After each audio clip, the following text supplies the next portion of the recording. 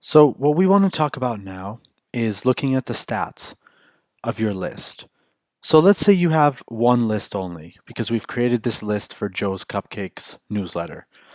There may be other lists here, and each one, as they come, as you put them here, as they come into this page, will have their own um, information. So see how we have this bar here? Then there'll be another one just like it underneath, and another one just like it underneath.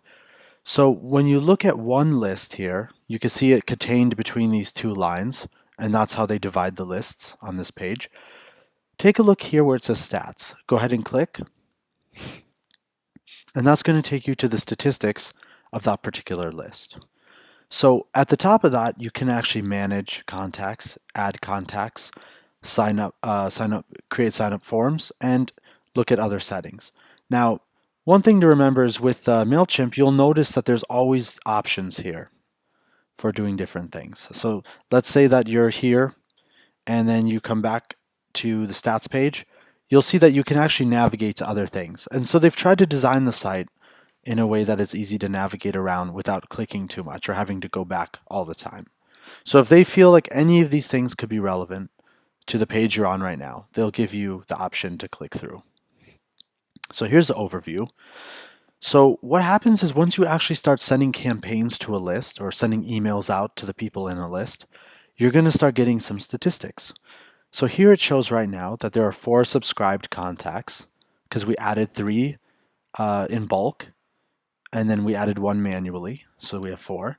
And then it's going to show our non-subscribed contacts, which right now we don't have any because they've all subscribed.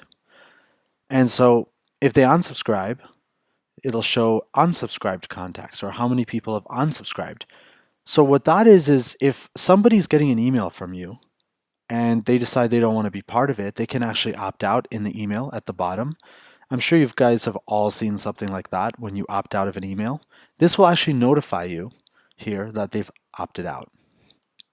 And then cleaned contacts, if you've cleaned anybody out of your list, that number will be listed here. This is just the overview dashboard, and then this gets a little bit more detailed as you move down. So list performance is going to show your average open rate and your average click rate. Now let me explain the difference between that. The average open rate is the rate on average that people are opening your emails. So if you send out an email to 100,000 people and you have 50,000 that open it, you'll have an average open rate of 50,000. Now, that could change if you send out 3 emails and each one has a different open rate. Then what they'll do is they'll average those 3 rates together, and that's why they call it the average open rate. So once you send more than one campaign, instead of just getting the exact number of your open rate, it's going to be averaging the different campaigns over time that you've sent. Okay, so the same is the way that average open rate is calculated. That's also how average click rate is calculated. Now, average click rate is generally going to be a lot less than your open rate.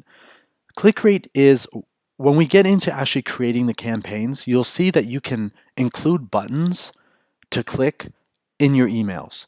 So let's say that you send an email and you have a special offer, and then you have a button that they could click to get that special offer. Then that's going to be a button in your email. And if they click it, that will show the rate that's clicked.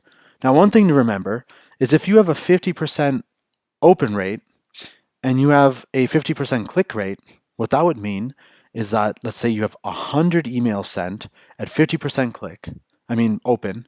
Now you have 50 emails. And then if you have 50% of those that clicked on it, you'd have actually 25 clicks. You cannot have more clicks than you have opens because they have to open the email in order to click. Just a thing to remember. This here shows your average subscribe rate and your average unsubscribe rate. So if you have no unsubscribers, this is going to be at 100. And if you have unsubscribers, this will show at what rate they're unsubscribing. Okay? And this is going to be calculated over time. So your audience growth, this chart is kind of cool. It shows you actually how many existing subscribers you have and what your audience change is. So your existing subscribers See, let's add that. It's right there.